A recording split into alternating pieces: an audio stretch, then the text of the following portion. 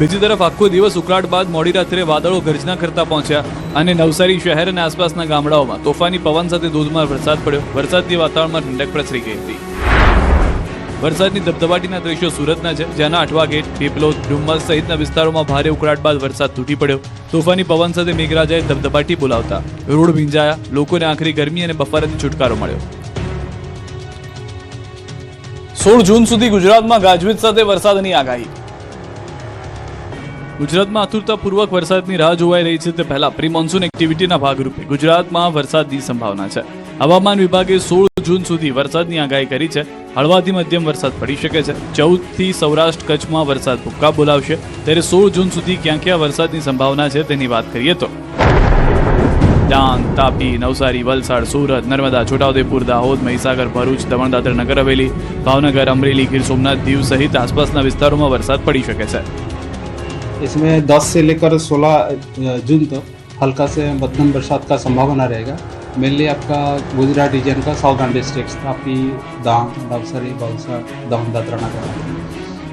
अगले 3 दिन तो ऐसा रहेगा. उसके आगे थोड़ा सा बरसात और भी ज़्यादा एरिया में हल्का सा मध्यम बरसात का संभावना बढ़ेगा गुजरात रीजन में. और सौराष्ट्र कच्छ में अगले डे 5 से आइसोलेटेड प्लेसेस में बरसात होने का संभावना रहेगा हल्का से मध्यम. બીજી તરફ ચોમાસાને લઈને ચિંતાજનક સમાચાર આવ્યા છે. ચોમાસું સ્થિર થઈ ગયું છે. આજે સહેજ પણ આગળ ન વધ્યું ચોમાસું. અરબ સાગરની શાખા 48 કલાકથી સ્થિર છે. હજુ મુંબઈ નથી પહોંચ્યું ચોમાસું. ચોમાસાની અરબ સાગરની શાખા બંધ પડતા વધી ચિંતા. જો કે ગુજરાતમાં ચોમાસાના વિધિવત આગમનની તારીખ 15 જૂન છે, પરંતુ હાલ ચોમાસાએ બ્રેક મારતા ગુજરાતના ખેડૂતોની ચિંતા પણ વધી છે.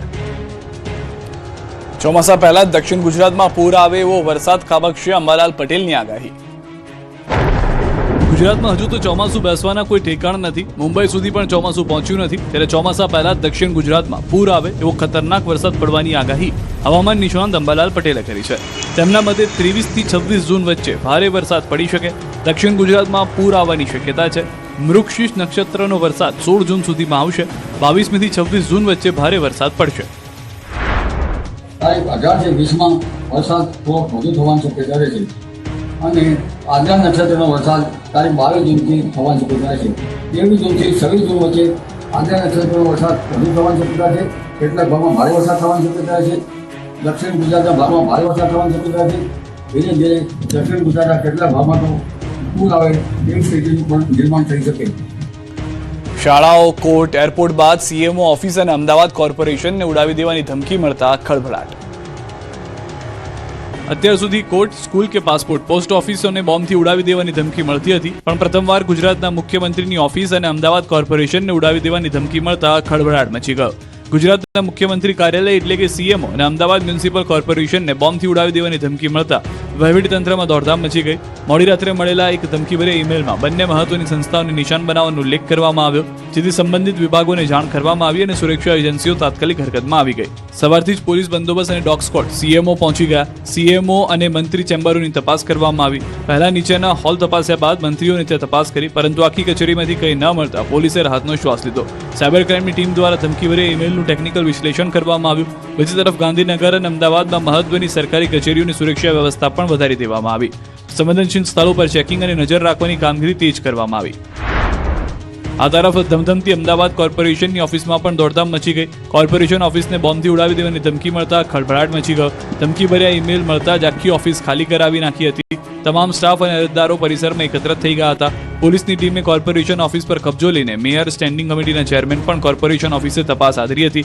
જોકે કંઈ શંકાસ્પદ મળી આવ્યું નથી. બોમ્બ સ્ક્વોડની ટીમ દ્વારા તપાસ કરતા કોઈ શંકાસ્પદ વસ્તુ મળી નથી, જે બાદ તંત્રએ રાહતનો શ્વાસ લીધો.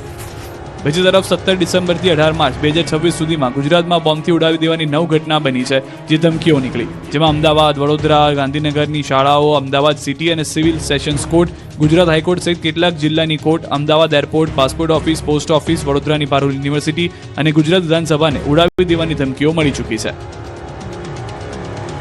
સુરતના ભૂતિયા ડિમોલિશનને લઈને 11 દિવસે તપાસ કમિટીની રચના.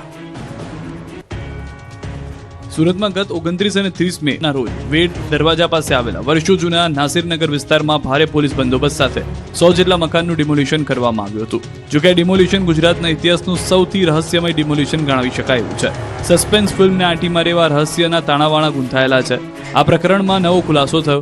બિલ્ડરને ફાયદો કરાવવા મનપાએ ડિમોલિશન કર્યાના પુરાવા સામે આવ્યા. બિલ્ડરના પ્રોજેક્ટ અને મેઇન રોડ પર આવેલી ગેસ એજન્સી વચ્ચે રસ્તાના હોવાને લઈને આ ઝૂંપડાનું ડિમોલિશન કરી રસ્તો બનાવવા માટે ડિમોલિશન કરવામાં આવ્યું હોવાનો દાવો છે. રસ્તો ન આવવાથી બિલ્ડરને પ્રોજેક્ટનું સર્ટિફિકેટ ના મળતા આખો ખેલ રચાયો હોવાની થઈ છે ચર્ચા, જેની વચ્ચે મનપાના અધિકારીઓ અને પોલીસના જુઠ્ઠાણાનો પર્દાફાશ થયો છે. સીસીટીવી ફૂટેજમાં સુરત એસઓજી પોલીસ ડિમોલિશન સમયે સ્થળ પર હાજર હોવાનું સ્પષ્ટ થયું છે. બીજી તરફ આ મામલે હવે અધિકારીઓ અને મોટા માથાઓને બચાવવાનો ખેલ શરૂ થયો છે. ડિમોલિશનના 13 દિવસ બાદ નાસિરનગર તોફાનીઓની વસાહત હોવાનું સાબિત કરવાનો પ્રયાસ શરૂ થયો છે. વસાહત તોફાની હોવાનો એસઓજીએ કર્યો પ્રયાસ. 7 મોટા ગુનેગારો રહેતા હોવાની વાત એસઓજીએ કરી, પરંતુ જો 7 ગુનેગારો હોય તો પછી 100 મકાનો કેમ તોડ્યા? સ્થાનિકોના દાવા મુજબ આમાંથી મોટાભાગના આરોપીઓના મકાનો તો 2014માં જ તોડી પાડવામાં આવ્યા હતા અને હાલ માત્ર 2 આરોપીઓ જ ત્યાં રહે છે. હવે તપાસ માટે કમિટીની રચના કરાઈ છે. રચાયેલી કમિટી તપાસ માટે સક્ષમ ન હોવાનો દાવો કર્યો ધારાસભ્ય વિનુ મોરડિયાએ. તેમણે દાવો કર્યો કે ઉચ્ચ અધિકારીઓની કમિટી બનવી જોઈએ અથવા ખાનગી રાહે તપાસ થવી જોઈએ.